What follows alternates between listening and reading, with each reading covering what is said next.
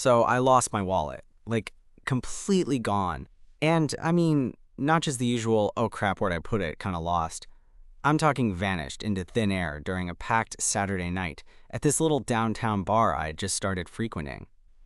I retraced my steps, tore the place apart mentally, but nothing. No wallet, no ID, no cash, no chance of explaining to the bartender why I looked like I was trying to pay rent in Monopoly money.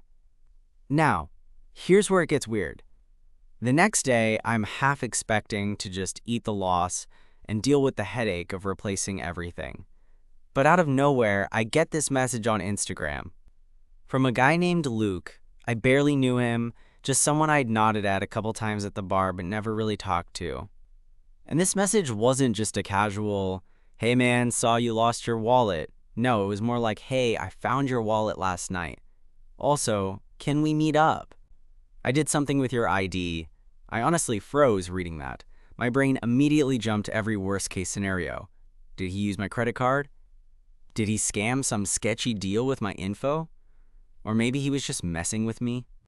The way he worded it, did something with your ID, felt like a punchline to a joke I wasn't in on yet. So I'm sitting there, phone in hand, heart racing a bit, wondering if I'm about to get robbed or at least get a really weird story out of this. I shoot back a quick, what do you mean? What did you do with it? And then, wait. Feeling kind of ridiculous, but also more curious than anything else. Luke's reply comes almost immediately. Meet me at the coffee shop on 5th in 30 minutes. I'll explain everything. Promise it's not bad. Might even be good. I'm already pacing my apartment like I'm about to meet a stranger who's either going to return my wallet or reveal some crazy twist I didn't see coming. Part of me wants to just ignore it, but another part, that stubborn, hopeful side, makes me grab my jacket and head out the door. When I get to the coffee shop, I spot Luke immediately. Tall, a little scruffy in a way that suits him, and with this kind of easy smile that makes you think maybe he's not some scammer, just a guy who got himself into a weird situation. He waves me over like he's been waiting forever. What happened next? Well, let's just say I didn't expect him to pull out my ID from his pocket and then hand me something else entirely. Something I never even knew I wanted until that moment. But I'm getting ahead of myself. Because before all that, Luke had to explain why he took my ID in the first place, and why it changed everything between us. And honestly, that story is way better than any lost wallet tale I've ever heard. Luke took a slow breath, like he was gearing up to tell me something serious but didn't want me to freak out. He slid into the booth across from me, rested his elbows on the table, and gave me that same easy smile. So yeah, I found your wallet on the sidewalk outside the bar. He started, like that part needed no drama. But when I picked it up, I saw your ID and he hesitated, like he was choosing his words carefully. I raised an eyebrow. And what, you decided to throw it off a bridge or something? He chuckled, shaking his head. No, man, nothing like that. See, here's the thing. I'm not great with talking to people, especially guys I'm interested in. I'm the kind of guy who freezes up and ends up awkwardly fumbling words or just walking away. So when I saw your ID, I did this dumb impulsive thing. I leaned in, curiosity killing the usual polite distance I keep with strangers. Okay, spill. What dumb thing? Luke glanced around like the coffee shop was suddenly a high security vault. I swapped out your picture on your ID with a photo of me. I blinked. Wait, what? You photoshopped yourself onto my ID? Yeah, I know it sounds insane, he said quickly, but here's why. I wanted to have something that felt like a piece of you. Like a reminder that I might actually have the courage to talk to you next time I see you. So I took your ID, swapped your photo with mine, printed it out at work, and stuck it inside your wallet before messaging you. I stared at him, trying to process whether this was some elaborate prank or a genuinely weird but kind gesture. You printed it out at work? He nodded sheepishly. Yeah, I work in a print shop nearby. I didn't want to risk losing your wallet without it. I figured if you saw it, it might make you laugh, or at least make you curious enough to meet up. I couldn't help but laugh, honestly. It was ridiculous, but in a charming way. That's probably the strangest pickup attempt I've ever heard, I said, still smiling. He grinned back. Well, I was hoping you'd say that, because honestly, I've wanted to talk to you for weeks. But I'm terrible at starting conversations without some weird excuse. Losing your wallet was the perfect accidental inroad, and just like that, the tension shifted. What had started as a missing wallet and a cryptic message turned into this odd but genuine moment between two guys just trying to find a way to connect. I moved my hand toward the wallet on the table. "So, what do I do with this masterpiece of yours now?" "The fake ID?" Luke shrugged. "Keep it. Think of it as a little token, proof that sometimes losing something can lead to finding something better." There was a beat where I realized I wasn't just holding a wallet. I was holding on to the start of something unexpected. We ended up staying at the coffee shop way longer than either of us planned, trading stories about our worst bar experiences and laughing over Luke's elaborate Photoshop fails. Turns out, he wasn't just good with printers, but had a wicked sense of humor that came out once you got him talking. As we parted ways that afternoon, Luke slipped his number into my hand alongside the wallet. "Promise me you won't lose this one," he teased. I smiled, already feeling a strange new kind of anticipation for the next time we'd meet. Because, honestly, sometimes life tosses you a lost wallet, and a guy who's brave enough to turn that loss into something kind of beautiful. And yeah, I was more than ready to see where this weird little twist might go. After that day, things between Luke and me settled into this oddly comfortable rhythm. We started texting like every day, mostly dumb stuff, memes, random observations about the city, terrible puns. But underneath all the casual banter was this quiet excitement I hadn't felt in a long time. It was like we both knew something was kind of starting. Our first official date wasn't anything fancy. Luke suggested this little taco place not far from the coffee shop. He said it was his favorite, and honestly, I was just glad to finally hang out with him without the whole lost wallet drama hanging over us. When I showed up, he was already there, waiting with that same easy smile that had disarmed me from the start. We spent the evening sharing tacos and stories, getting caught up on each other's lives. I learned that Luke was the kind of guy who could talk for hours about comic books and vinyl records, which was way more interesting than I expected. And he learned that I had a weird obsession with old horror movies that I could never justify but refused to give up. At one point, he paused mid-bite and looked at me with this sincerity that made my stomach flip. "I gotta admit," he said, "when I swapped that photo on your ID, I was terrified you'd think I was a total weirdo." I laughed, shaking my head. Honestly, it was a little weird, but also kind of sweet, in a bizarre way. I mean, who does that? But you made it work. He grinned. "I'm glad you think so, because I wasn't sure if you'd even want to talk to me after all that."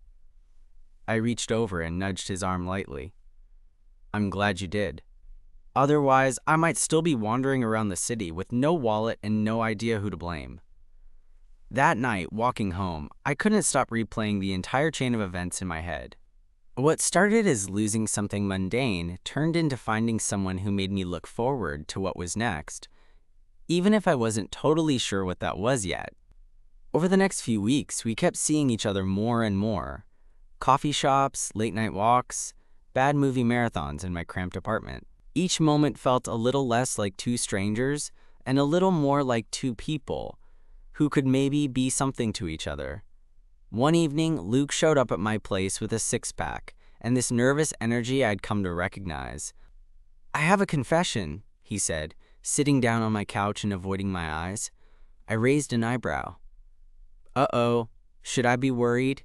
He laughed, finally meeting my gaze. "No, it's just, I've been thinking about that wallet thing a lot, how losing it led me to you. And I guess what I'm trying to say is, I want to be more than just the guy who found your wallet." I felt my heart speed up, and for a moment, words caught in my throat. "Luke, I was hoping you'd say that." He smiled, this time without any hesitation. "So, can I be the guy who keeps your wallet safe? And maybe, your heart too?" I laughed, the weight of the moment finally settling in. "Yeah, I think I'd like that." From that night on, everything changed.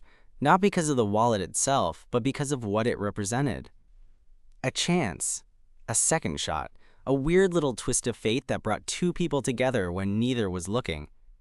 And honestly, I still can't believe it all started with a lost wallet and a guy brave enough to swap photos on my ID just to get my attention. Life's funny like that.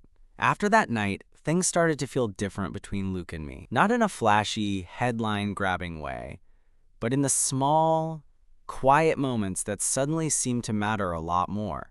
Like when he showed up at my door with his usual lopsided grin and a bag of my favorite takeout, or when I caught him stealing glances during movies and pretending it was because of the plot. One Saturday, a couple weeks after that conversation on the couch, Luke invited me over to his place. I wasn't sure what to expect. He's always been a bit of an enigma, the kind of guy who doesn't overshare but surprises you with little glimpses of himself if you pay attention. When I got there, his apartment was cozy but had this eclectic vibe: stacks of vinyl records, a shelf full of graphic novels, and a vintage camera sitting on the windowsill. He offered me a beer and led me to the couch, where he'd already queued up some classic black and white movies. Clearly, he knew my weird horror obsession was still going strong. We settled in, and after a while, he just flipped the TV off and looked at me. "I've been meaning to talk about something," he said, voice low and serious, in a way that made me sit up a little straighter. My heart skipped. Was this going to be a big deal? Was he about to tell me something that might upend the easy, comfortable vibe we'd built? But then he smiled, that familiar half smile that made me feel like everything was going to be okay. "I guess I wanted to know where you see this going. Us, I mean." I took a breath, thinking about how far this had come from a lost wallet and a stupid photo swap. Honestly, I don't know exactly where it's going, but I want to find out. I want to see if this can be something real. He nodded, relief flickering across his face. Me too. I was just scared of ruining it before it even had a chance. I reached for his hand, feeling the warmth and the awkwardness mixed together. Hey, if we're both scared, that just means it's worth trying. That night, after he walked me to my car, we stood for a moment just looking at each other, the kind of silence that's filled with more than words. Then, without any grand gesture, he leaned in and kissed me. Gentle, a little hesitant, but perfect. It was like all the weirdness and the nerves melted away, and what was left was just us. After that, we started spending weekends together, exploring the city's hidden corners, sharing playlists, and slowly letting down the walls we'd both been holding up. Luke told me about the time he got kicked out of a poetry slam for reading a comic book script instead of his own poems. I confessed how I'd once tried to learn guitar just to impress someone and gave up after 2 weeks. We weren't perfect, but we were honest, maybe for the first time in a long time. One afternoon, a few months in, we were sitting in the park watching the leaves change color when Luke pulled out something from his jacket pocket. It was the same wallet, worn at the edges, the fake ID still tucked inside. "I kept this," he said softly, "because it reminds me how something lost can turn into something unexpected and good." I smiled, tracing the edge of the wallet with my finger. "It's kind of like us, huh?" He nodded, squeezing my hand. "Exactly like us." And in that quiet moment, surrounded by autumn leaves and the hum of the city, I realized that losing my wallet wasn't really a loss at all. It was the beginning of something I never saw coming, but now couldn't imagine living without. After that afternoon in the park, Luke and I started carving out a little world of our own. It wasn't anything dramatic or flashy, no whirlwind romances or sweeping declarations, but something quieter, the kind of connection that sneaks up on you when you're not paying attention. We settled into weekend routines. Saturday mornings meant dragging ourselves out of bed for brunch at some hole in the wall we'd read about or stumbled upon by accident. Luke had this way of ordering the strangest dishes just to see my reaction. One time, he insisted I try a green chili omelet that looked like it belonged on a sci-fi movie set. I nearly refused, but he gave me that mischievous grin that made me cave. I ended up liking it, and I still tease him for turning me into a weirdo foodie. During the week, texts were our lifeline. Not the clingy, constant kind, but the casual, "What's up?" and "Saw this and thought of you" messages that kept us connected without feeling like we were glued to the screen. There was something comforting about knowing we were there, even when we weren't physically together. One night, after work, Luke invited me over to cook dinner at his place. I was honestly surprised because, from what I'd gathered, he wasn't exactly a kitchen whiz. When I arrived, the apartment smelled like a curious mix of spices, and the kitchen was a mess of pots, pans, and stray cilantro leaves. He was standing there, holding a wooden spoon like it was a sword, wearing one of those kiss the cook aprons that looked way too big on him. "So how's my cooking looking?" I laughed. "Like a disaster zone, but I'm intrigued." We ended up making tacos together, a far cry from the mess he'd started with. There's something about cooking with someone that forces you to be a little vulnerable, a little silly. Luke kept teasing me for my inability to properly dice onions, and I returned the favor by nearly setting the stove on fire with the salsa. Halfway through, he paused and looked at me with this softness that made me feel like I was the only person in the room. "You know," he said quietly, "I was scared at first, scared you'd think swapping that ID was creepy. But now, I'm just glad I did it." I smiled, feeling the warmth spread through my chest. "Yeah, me too." It's weird how something so random can change everything. That night, after we'd finished eating and settled onto his couch with some old records playing in the background, Luke reached over and took my hand. It wasn't dramatic or rushed. It was just there, a simple gesture that said everything without words. As the weeks went on, we started meeting more of each other's friends, slipping into each other's lives in ways that felt natural, but still a little nerve-wracking. Introducing Luke to my friends was easier than I expected. They liked him immediately, probably because he was so genuine and had this easy charm that made people feel comfortable. Luke's friends were a bit harder to read, mostly because they teased him mercilessly about the whole wallet incident, but I didn't mind. If anything, it made me like him more. He wasn't perfect. He was human, and he was the guy who found my wallet and turned it into something unforgettable. One rainy evening, we found ourselves walking back from a late-night movie, the streets slick with rain and the glow of streetlights reflecting on the pavement. We were sharing one umbrella, huddled close enough that I could feel the warmth radiating from him. "I never thought losing my wallet would lead to this," I said, voice soft. He looked down at me, eyes shining in the dim light. "Neither did I, but sometimes losing something just means you're making room for something better." I smiled and squeezed his hand. "So what's next for us, Luke?" He grinned, that same playful spark in his eyes. "Well, for starters, I promise not to mess with your ID again. But beyond that, I guess we just keep figuring it out, together." And honestly, I wouldn't want it any other way. A few weeks after that rainy night, something shifted between Luke and me in a way that caught me off guard. It wasn't some big cinematic moment. It was subtle, like the way he started leaving little notes around my apartment, or how he remembered the tiny details I'd mentioned in passing, like my favorite coffee order or the name of my childhood dog. One night, we were sprawled out on my living room floor, surrounded by pizza boxes and a stack of board games, trying and failing to beat each other at Scrabble. Luke kept sneaking glances at me when he thought I wasn't looking, that familiar softness in his eyes that made me forget how to form words, let alone play a decent game. Okay, he said, throwing up his hands after I pulled off some ridiculous triple-word score. "I give up." "You're cheating." I laughed. "I'm not cheating, just better at this than you." He smirked and nudged me with his shoulder. "Or maybe you've just had more practice at winning my heart." I blinked, caught off guard by how casual he was being with something so serious. "You're terrible at subtle, you know that?" He shrugged, grinning. "I don't want to be subtle with you. I want you to know exactly how I feel." That night, as he walked me to the door, the city lights flickering in the background, I realized how much I'd come to depend on him, not just as a boyfriend, but as a partner in crime, a constant in the chaos.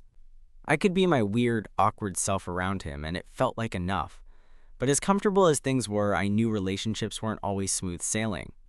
We still had our moments, the miscommunications, the days when life outside of us felt overwhelming. Like the time Luke got a last-minute shift at work and had to cancel our dinner plans, leaving me staring at my phone, wondering if he really cared or if I was just another distraction.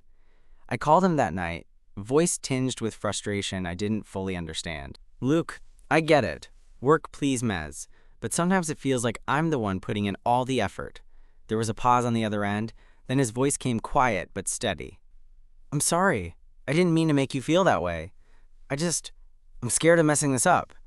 That honesty broke through whatever tension was building between us. I softened, realizing he was wrestling with the same doubts I had. We're both scared, but that doesn't mean we have to give up. He agreed, and from that night on, we made a pact to be more open, to talk even when it was uncomfortable. Little by little, those tough conversations chipped away at the walls we'd both built. One weekend, Luke surprised me with tickets to this tiny jazz club tucked inside an old warehouse. He knew I loved live music, and the place had this intimate vibe that made you feel like you were part of some secret world. We danced close, our bodies moving in sync to the slow melodies, the kind of music that makes you forget everything else. Later, as we sat outside under a string of fairy lights, Luke looked at me, his eyes reflecting the soft glow. "I want you to know something. Losing your wallet was the best accident that ever happened to me. But finding you? That's something I want to hold on to forever." My heart clenched, and I reached out, brushing a stray lock of hair from his forehead. "I feel the same way. It's crazy how something so small can change everything." He smiled, that same genuine smile that had drawn me in from day one. "So, what do you say? Ready to see where this goes?" I didn't hesitate. "Yeah, let's keep losing and finding each other." And as we stood there, wrapped up in the moment, I realized that sometimes the best stories start with a little chaos and a whole lot of courage. A few days after that jazz club night, life threw us a curveball, or maybe it was more like a slow, steady nudge that neither of us saw coming. I was at work, swamped with deadlines and juggling text messages from Luke when I got the call. It was my dad. We don't talk a lot, never really have, but when he calls, it usually means something serious. That day was no exception. He told me my mom had been in a car accident. Nothing fatal, but enough to require surgery and a long recovery. Suddenly, all the little things Luke and I had been building felt fragile and distant. I packed up my stuff and called Luke, my voice shaky. "Hey, I need to head out of town for a bit. Mom's in the hospital." The silence on the other end was immediate. Then, "I'm here, whenever you need me." That was it. Just those 4 words, but they meant everything. The days that followed were a blur of hospital visits and family logistics. Luke stayed in touch, sending texts to check in, offering to drive me to the airport, and even showing up at the hospital one afternoon with a coffee and that ridiculous grin that always made me forget the stress of life for a moment. At one point, I caught him talking quietly to my mom, trying to make her laugh while she was stuck in that sterile hospital bed. It was the first time I saw him not just as the charming guy who found my wallet, but as someone who genuinely cared about the messy, complicated parts of my life. One evening, after a long day, Luke and I found ourselves sitting in a small, quiet park near the hospital. The city noise faded into the background, replaced by the soft rustle of leaves and distant laughter from kids playing. "I hate feeling so helpless," I confessed, staring at the cracked pavement. "I want to fix everything, but I can't." Luke reached out, taking my hand in his. "You're not alone in this, okay? We'll figure it out together." His words settled over me like a warm blanket. In that moment, I realized that love wasn't just about the easy, exciting parts. It was about showing up when life got messy and unpredictable. As my mom's condition improved, I finally had a chance to breathe and think about us again. Luke and I started making plans for the future, not some grand, dramatic leap, but small steps that felt right, like weekend getaways to the beach, lazy afternoons reading side by side, and quiet dinners where we talked about everything and nothing. One night, while we were cooking dinner at my place, Luke looked up from chopping onions and said, "I've been thinking, maybe it's time we stop pretending this is just us and start telling people we're together." I swallowed, the nerves bubbling up. "You mean, like, officially?" He nodded. "Yeah, I'm done with hiding the best part of my day." That hit me harder than I expected. I'd always been cautious about who I told, worried about judgment or awkward questions. But with Luke, it felt different, safe. So we started sharing our story with friends and family. Some were surprised, some were supportive, and a few needed time. But through it all, Luke stood by me, steady and unwavering. One Sunday afternoon, sitting on the couch with Luke curled up next to me, I pulled out the old wallet, the one with the swapped photo still tucked safely inside. I smiled, tracing the edges with my thumb. "Crazy to think all this started because I lost my wallet," I said. Luke laughed. "Yeah, Who knew losing something could lead to gaining everything? I leaned over and kissed him, feeling more certain than ever that sometimes the best things in life come from the unexpected and the courage to take a chance. And honestly, I can't wait to see what comes next. It was a quiet Sunday afternoon when everything finally felt settled. Luke and I were sitting on my tiny balcony, not doing much, just sharing a bottle of cheap wine and watching the city go by, the hum of distant traffic blending with the soft chatter from neighbors below. I pulled out the old wallet one last time. The edges were worn, the fake ID still tucked inside like a secret bookmark in the story of us. I held it up between us. "You know," I began, "this thing isn't just a wallet anymore. It's kind of like a symbol of how messed up and unexpected life can be, and how sometimes losing something makes room for something better." Luke smiled, reaching over to squeeze my hand. "Exactly. It's our weird little reminder." I looked at him, the way the sunlight caught the flecks in his eyes, the way his smile eased the tension out of my shoulders. All the nervy texts, the awkward first dates, the moments of doubt, they'd led here, to this calm, honest moment where I didn't feel like I was just surviving life, but actually living it. "Thanks for sticking around," I said softly. He shrugged, but there was a softness in his eyes that said more than words. I wasn't going anywhere. We didn't need grand declarations or dramatic gestures. That afternoon, the comfort of simply being together was enough. The kind of quiet happiness that grows when two people choose each other, day after day, with all their flaws and fears. As the sun dipped lower, painting the sky in soft shades of pink and gold, I realized something important. Sometimes, love isn't about fireworks or perfect moments. It's about the small things, showing up when it's hard, laughing at the silly stuff, and finding peace in the chaos. Luke raised his glass to me, to lost wallets and found hearts. I clinked mine against his, grinning, to whatever comes next. And in that simple, unhurried moment, I knew we were ready for it, together.